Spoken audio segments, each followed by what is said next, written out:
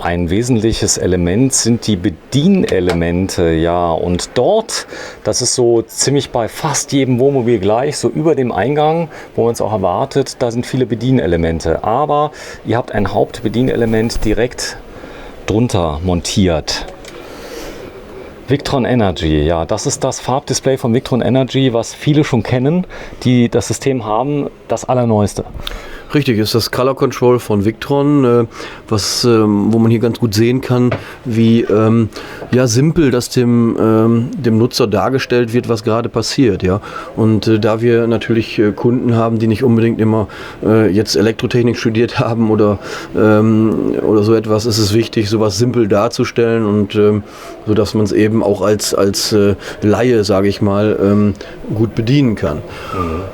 Hier oben sehe ich dann noch Einzelgeräte, das heißt, im Grunde genommen laufen hier alle Steuergeräte von Victron nochmal zusätzlich auf, also das stellt das ganze Bussystem dar, alle Geräte, die da sind, oder wie läuft das?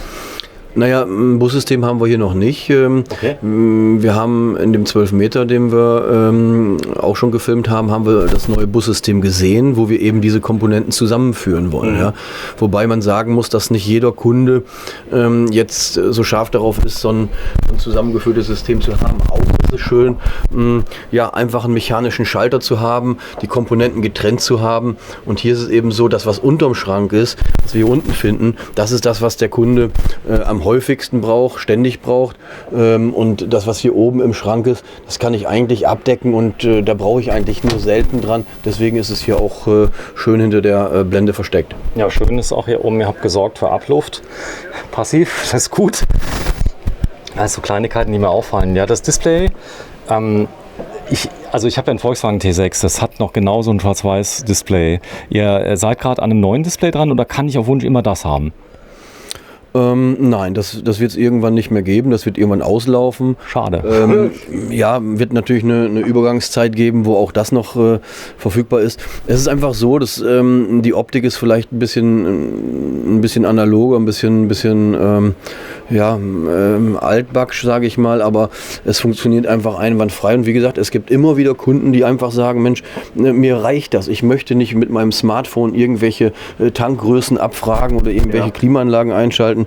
Das ist so okay für mich und ich kann das auch nachvollziehen, weil das Wichtigste ist, dass es funktioniert und das ist eben hier auch der Fall. Und die allerwichtigsten Funktionen finde ich ja hier. Ich schalte ein und aus. Ich verschaffe mir einen Überblick über die Situation in meinen Behältern. Das ist dein Display, was du auch hast. Ich habe das gleiche und ich bediene die Heizung. Und Genau. das sind eigentlich die wichtigsten Funktionen, die ich mit diesem Display täglich dann auch ausübe. Das ist eben das. Du hast mit dem neuen Display vielleicht eine andere Optik, aber nicht unbedingt eine andere Funktion. Ja, du hast keine mechanischen Schalter mehr, wie wir es hier sehen. Du hast dann auf dem Touchscreen eben die Funktion der Schalter, aber am Ende die Funktion ist die gleiche. Ja. Ich bin ja bei der Truma, ja, da gibt es ja zwei Displays. Es gibt ein digitales und ein analoges zum Drehen. Ich bin voll der Analog-Fan, ja. Du kannst einmal die Heiztemperatur vom Wasser einstellen und einmal die Temperatur von der Heizung. Ende. Ja. Und anmachen. Ja, so fertig. Gibt es viele, die wollen nur das. Und das andere Display, ich stand da drin, ich hatte einen Kastenwagen geliehen, bis ich das Display mal drin hatte. Und ich bin ja auch Datenverarbeitungskaufmann. Also ich konnte ein Handbuch lesen, ich habe es nicht hinbekommen. Ja. Ich zeige mal gerade, das ist auch eine schöne Sache. Auch das Gerät hat der Kunde selbst gewählt? Ja, genau. Das ist auch in Absprache mit dem Kunden eben installiert worden. Eine Miele Mikrowelle mit Backofenfunktion. 230 Volt? 230 Volt, genau. Bei Lithiumbatterien kein Problem. Und so kann ich hier mal eben auch meine Pizza machen oder meine Pizza aufbacken. Und wenn ich unbedingt will, auch einen Kuchen. Genau. Das ist aber jetzt nichts Spezielles für ein Wohnmobil. Das ist Haushaltstechnik. Das ist totale Haushaltstechnik, ganz normal gekauft und da weiß man eben, dass das funktioniert. Das ist keine Caravan-Technik. Horst, komm mal kurz rein. Ja. Du bist jetzt mal mein Testimonial. Ist die Dusche gut gemacht? Die Dusche ist gut gemacht. Wenn ich es richtig sehe, habe ich so ziemlich die gleiche. Ganz wichtig ist hier dieser Verschluss, der ganz satt sitzt, damit sich hier auch beim Fahren nichts bewegt. Ihr sagt ja immer so schön, es muss alles so gebaut sein, dass es im permanenten Erdbebengebiet, und das ist die Situation während der Fahrt, auch wirklich sicher funktioniert. Es kann ja mal auch ein bisschen rauer zugehen. Ja. Ich meine, du hast ja Luftfederung, aber auch die ist irgendwann am Ende, oder? Ja, und Schlaglöcher durchfährt man auch mal, wenn sie groß genug sind, dann rumpelt es dann schon ein bisschen. Ja, das heißt also, ist aber schön gemacht. Das heißt, ist der Druck okay von der Pumpe, die du hast? Ich denke, also der Druck ist okay.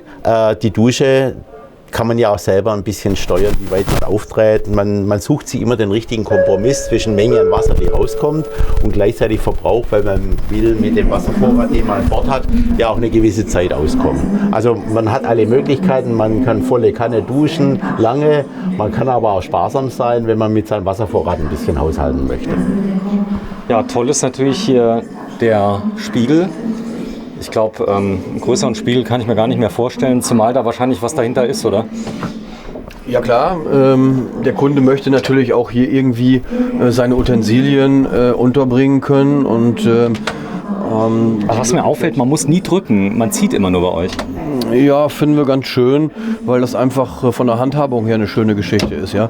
Und du siehst jetzt zum Beispiel hier eine Verkleidung, da befindet sich der Fernseher, der nachher schlafraumseitig hier flächenbündig in der Wand integriert ist. Süß! Ihr habt das mit Filz außen ausgeschlagen, die Schrauben sind perfekt. Hier hast du sogar den Slot, wo du nachher an deine CI-Karte rankommst. Also wirklich an alles gedacht.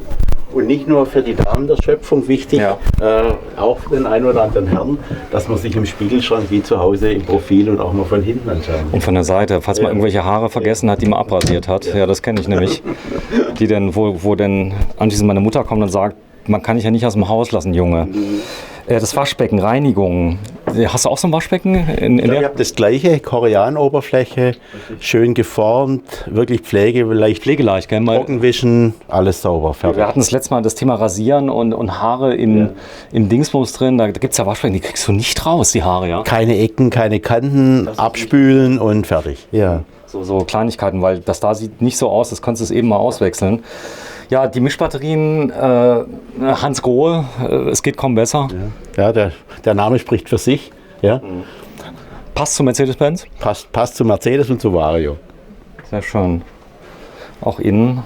Mach mal auf bitte dort, Heiko. Die Leute immer, muss der jeden Schrank? Ja, muss er. Denn das Thema hängende Schränke ist natürlich im Bad ganz wichtig, denn hier komme ich direkt ran an die Sachen, die ich auch brauche.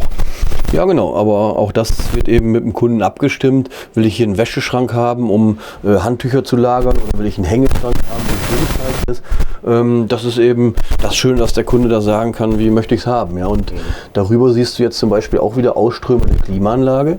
Ja? Das heißt, auch das Bad ist hier klimatisiert und wird eben runtergekühlt. Was ganz wichtig ist, ja. Wärme im Bad, das ist hier gegeben. Ihr habt einen extra Konvektor hier montiert. Der ist aber sehr dezent versteckt, wie zu Hause quasi.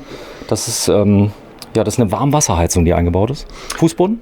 Genau, wir haben hier eine alte Warmwasserheizung, die 3020. Die langt hier fürs Auto? Die langt für so ein Fahrzeug völlig aus, ja.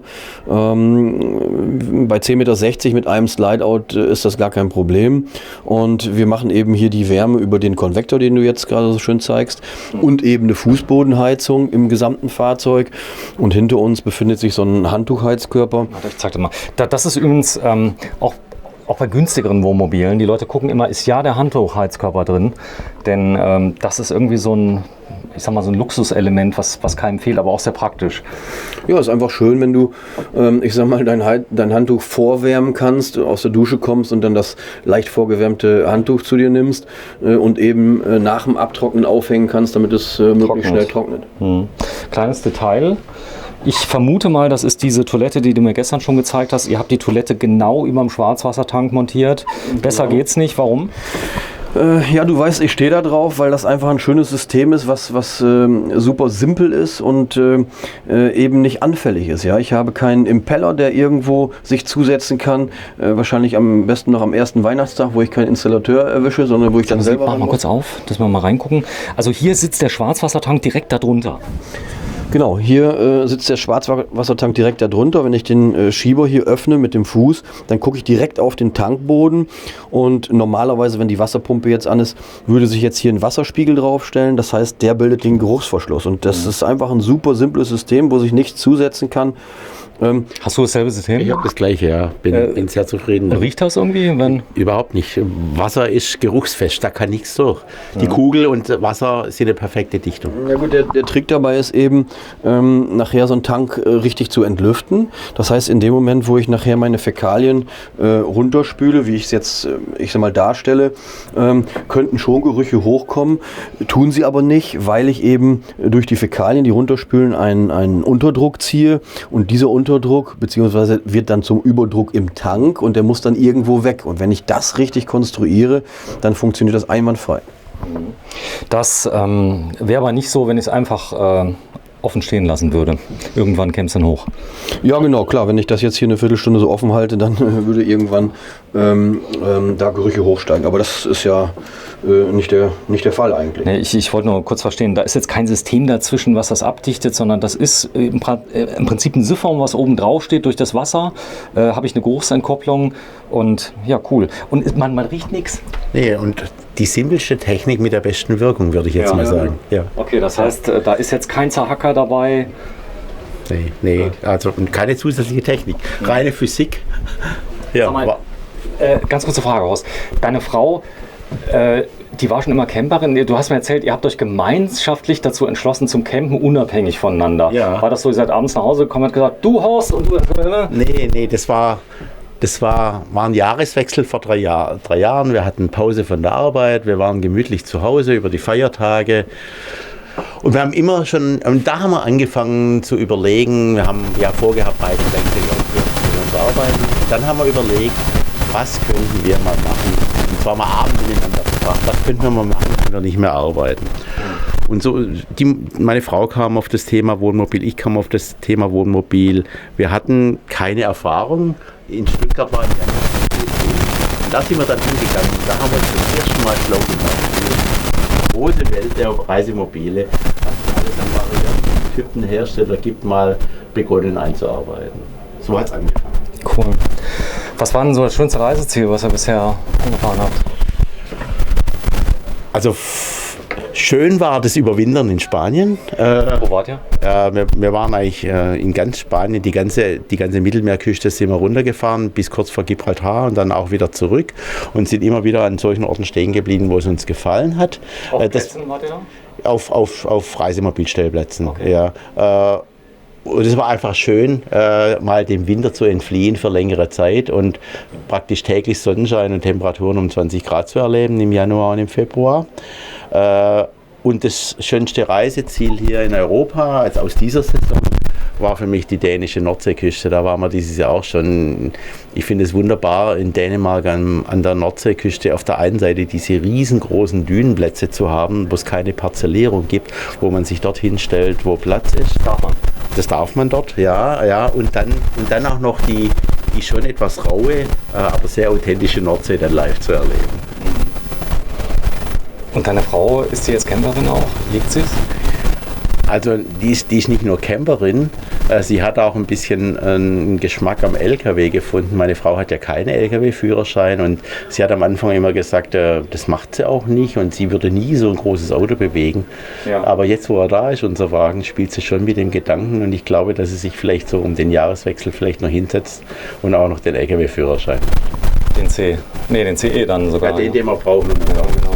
So, ich zeige mal ein kleines Detail, wir werden den Horst jetzt mal ausschließen, denn auch dieses Apartment hat Türen, die sind aber so genial eingefasst und auch gesichert oben.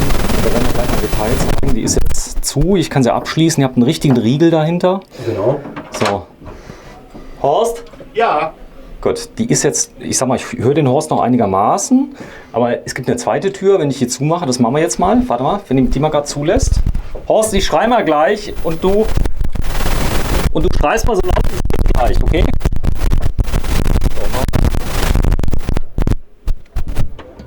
Horst? Okay, alles klar. Du hast nichts gehört. Okay. So soll es sein, ja? Also wirklich, ich hab's ganz leise habe ich dich gehört. Richtig auch. Ja, es ist leise. Ich habe ziemlich geschrien, muss ich sagen. Und du, also das ist natürlich toll. Ich kann mir komplett aus dem Weg gehen, wenn ich will. Ja, und das denke ich auch wichtig, wenn man so ein Auto nutzt, dass man mal 3-4 Stück unterwegs ist, da will man sich auch ein bisschen zurückziehen können, seine Privatsphäre haben und das kann man dann beim Auto eines solchen Zustands. Ja gut, das sind natürlich auch Erfahrungen, die wir immer wieder sammeln. Sven, du weißt, wir bauen auch gewerbliche Fahrzeuge. Das heißt, da ist schon mal Büro an Büro. Ja? Und da muss es natürlich auch so sein, dass die Büros zueinander akustisch getrennt sind. Ja? Ihr baut Bankenfahrzeuge. Ja, mobile Banken oder Untersuchungsfahrzeuge. Diskretion ein großes Thema. Diskretion ein großes Thema und daher kommt natürlich auch dann eben das Wissen, wie man so ein Fahrzeug irgendwie akustisch in den Griff bekommt. So, ich bin 1,83 Meter, ich kann drin stehen. Ich zeig's mal gerade, das ist krass. In einem Alkoven ist ein Auto drunter. Genau, hier ist jetzt die Garage für ein Smart gemacht und im Prinzip stehst du jetzt gerade neben dem Smart, ja, und auf den E-Bikes. Cool, kommt mal rein. Ich zeig mal gerade das Bett. Auch das konnte der Eigner komplett bestimmen. Ja genau, du siehst hier hinten, da ist eine etwas breitere Ablage gebaut worden. Das wollte der Kunde ebenso. Man hätte auch die Matratze weiter durchziehen können. Nein, aber das haben die so gewählt, eben auch mit den Schränken hier hinten. Ja, in diesem Fall hier ein bisschen was zum Hinlegen, oben was zum Hängen. All diese Dinge bespricht man mit dem Kunden und ja, wenn der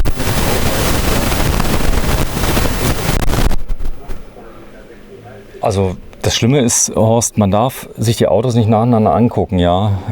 Dein Auto, ganz anderes Flair, ganz andere Optik innen, ganz andere Raumaufteilung.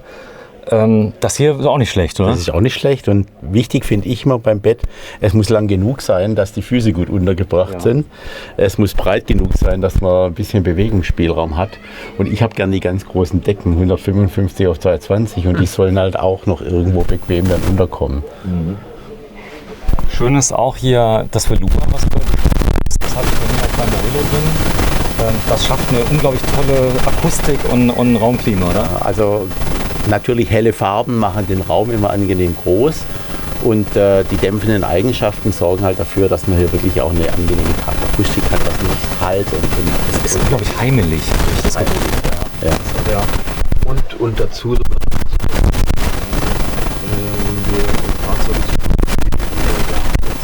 sieht das immer noch so aus wie am ersten Tag. Wenn da mal irgendwie ein Fleck dran ist, dann kann man super easy reinigen. Das Soundsystem, wie habt ihr das untergebracht? Ist da eins dabei oder sind das die Serienlautsprecher? Nee, das sind jetzt in diesem Fall die Serienlautsprecher. Der Kunde legt jetzt nicht so den wahnsinnigen Wert auf so ein wahnsinniges HiFi-System. Das ist aber gar nicht schlecht von Alphatronics. Nee, das ist okay. Das ist schon okay und wir dürfen nicht vergessen, wir sind hier im Schlafbereich. Und ja, ich sag mal, die Distanz zum Fernseher ist jetzt auch nicht so gigantisch, 2,50 Meter. Von daher finde ich das alles super. Ist so genial platziert da an der Mitte, in der Höhe, mit dem und sehr, sehr dezent. Da ist so eine kleine Fernbedienung über Heiko. Kabel dran. Was kann die denn? Ach so, damit kann ich nachher die Kopfenden der Betten verstellen. Mach mal. Die Kopfenden der Betten. Das heißt, ich kann die heben und senken. Ja, jetzt senke ich es gerade ab. Also ich habe die jetzt... Ach, fürs Fernsehen gucken zum Beispiel? Ja, genau. Jetzt kann ich sagen, ich stelle mein Kopfteil hoch und kann eben lesen oder eben dann doch Fernsehen. Und das macht ja echt Sinn, oder? Ja, das ist einfach toll. Das heißt, du kannst dich auch abends mal hier aufhalten. Vielleicht bist du ein bisschen müde, willst aber doch noch eben vielleicht ein bisschen Fußball nebenbei gucken oder so. Und dann ist es einfach eine tolle Möglichkeit, sich hier zurückzuziehen. Jedes Auto ist anders. Wie war denn heute die Übergabe? Sven, ich sage es dir genau, wie wir gestern gesagt haben. Das ist, wenn ich jetzt wieder daran denke, kriegst du wirklich Gänsehaut. Ich erzähl mal ganz kurz. Wir haben ein Fahrzeug gefilmt. Das war welches? Das war ein Perfect 1050. Der Kunde kam heute Morgen. Also ich habe ihn gestern gefilmt. Du hast mir gesagt, er wird heute nicht heute ist Übergabe. Steht noch auf der Messe. So, der Kunde hat ihn mitgenommen? Nee. Nein, er kann ihn ja nicht mitnehmen. Steht auf der Messe. Aber er hat ihn zum ersten Mal in dem Zustand komplett fertig gesehen. Ja? Er war zwischendurch natürlich in einer Produktion. Und nein, so fertig nicht.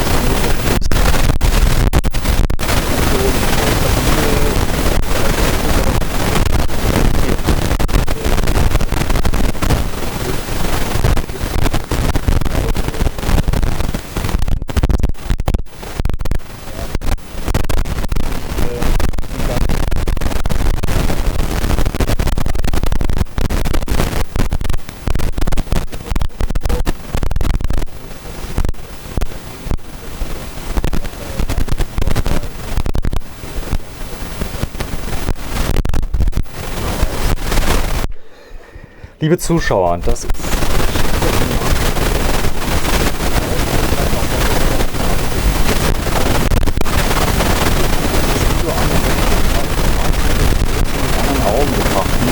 denn man hat ja nicht immer die Möglichkeit, kommt mal mit bitte, man hat ja nicht immer die Möglichkeit, eben die komplette Geschichte von Vario Mobil zu erzählen.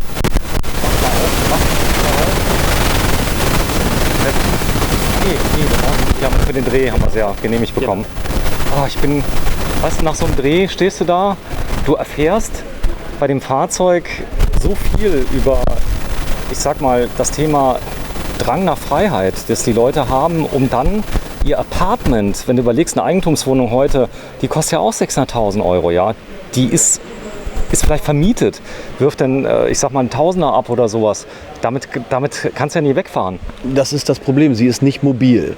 Und das kann ja sein, dass ich mir heute vorstelle, ja, am Gardasee ist es schön, aber was ist in 2 Jahren, was ist in 3 Jahren? Vielleicht möchte ich dann auch mal woanders hin. Ja? Ich habe am Gardasee vielleicht alles gesehen und dann habe ich einfach das Bedürfnis zu sagen, Mensch, ich möchte jetzt dann doch nach Spanien oder vielleicht bleibe ich auch in Deutschland, weil Deutschland ist auch super schön. Und das ist einfach das Tolle, dass ich mit so einem Mobil mir das kurzfristig überlegen kann und sagen kann, weißt du was, wir fahren da und dahin und wir haben an einer anderen Stelle alles gesehen, da brauchen wir jetzt nicht mehr hin. Schön. Ich kann auch dem schönen Wetter hinterherfahren. Nochmal bitte? Ich kann auch dem schönen Wetter hinterherfahren. So, ganz zum Abschluss bei der Moderation. Ich werde euch nämlich jetzt verlassen. Ich muss noch ein bisschen mehr drehen auf der Messe als nur Vario Mobil. Zeige ich noch mal ein kleineres Fahrzeug, weil die Leute immer denken, man braucht immer direkt 1,4 Millionen. Das ist nicht der Fall. Auch das hat seinen Preis. Wie ist der Preis von diesem Fahrzeug, was zu sehen? Der liegt bei 500.000 Euro ungefähr. Das ist ein Vario Star 800. In diesem Fall auch auf einem Mercedes Atego, einem Atego 824. Das sind auch sehr, sehr schöne Fahrzeuge, eben hier mit einer schmalen Karosse. Der Vario Star hat eine Breite von 2,30 Meter. Und ja, Kompakt. Genau, kompakt, auch nicht so hoch. Und wenn man auch dort den Innenraum sieht, das ist auch super schön und super geräumig. Also auch alles vollkommen okay. Genau, ich habe ja gesagt, also wenn ich mal in der Nähe bin, komme ich mal bei euch vorbei. Dann schaue ich mir das Ganze mal an. Ich habe heute viel erfahren. Ich habe unter anderem erfahren, dass es tatsächlich Seitenwände gibt, die spiegelglatt sind und perfekt lackiert sind. Und ich zeige euch gerade mal den Preis. Der kostet 482.165 Euro. Da ist die Mehrwertsteuer mit drin. Ist der verfügbar oder ist der schon verkauft? Nein, den habe ich an einem Kunden verkauft, der schon bereits 2 Fahrzeuge von uns hatte. Und der hat sich jetzt nochmal entschieden, dieses Fahrzeug zu nehmen und freut sich schon auf die Übergabe im Oktober. Ja, vielen Dank euch beiden. Mensch, was für ein Zufall, Horst, dass wir dich gefunden haben. Der Chef, wie war es mal, der Chefprodukt? Entwicklungsprojektleiter für Atego und den Actros der 5. Generation. Der Entwicklungsprojektleiter des Atego und des Actros der 5. Generation und Heiko Hülsmann, 2 auf Augenhöhe, kann man sagen. Schon, ne? Ich glaube, wir haben die gleiche Ausbildung gemacht. Ja, genau. Und ja, es macht einfach Spaß, nachher sich fachlich auszutauschen. Und ja, Horst ist ein ganz toller Typ und genau unser richtiger Kunde. Genau, vielleicht auch eine gute Referenz, sage ich jetzt mal. Ja, Dankeschön. Und wenn auch Sie Zeit und Lust haben, ja, jetzt ist ja Corona-Zeit im Jahr 2020, wie das Ganze dann ablaufen wird im Jahr 2021, wissen wir heute nicht. Eins wissen wir aber, dass das Thema Camping ungebrochen sein wird und dass die Leute einen Drang haben, rauszukommen. Und was Schönes bei euch, ihr habt nichts abgesperrt, jeder kann auf den Stand, die Leute können sich die Autos angucken, nach kurzer Aufforderung kann man auch in die Autos rein, das ist so, allerdings immer nur ein Haushalt, richtig? Ja, genau, da achten wir penibel drauf und das war eben auch die Überlegung, sperren wir den Stand ab, sperren wir ihn nicht ab. Wir haben gesagt, wir wollen offen sein für jedermann, wir wollen die Fahrzeuge nahebringen, jeder soll die Chance haben, so ein schönes Fahrzeug von der Nähe sehen zu können und auch anfassen zu können und dadurch haben wir uns entschieden, eben zu sagen, wir lassen den Stand offen. Und ich denke, so nach den ersten Tagen kann man sagen, dass sich wirklich alle super an diese Hygienevorschriften halten. Und ich habe da keine Bedenken, dass das irgendwie da negativ ausgeht. Und ich hoffe, dass diese Messe exemplarisch steht für das, was da kommen kann. Und ich bin da sehr, sehr zuversichtlich. Ja, vielen Dank euch beiden und ich schaue auf die Uhr. Heute am 8. September 2020 auf dem Caravan-Salon in Düsseldorf. Tschüss. Tschüss.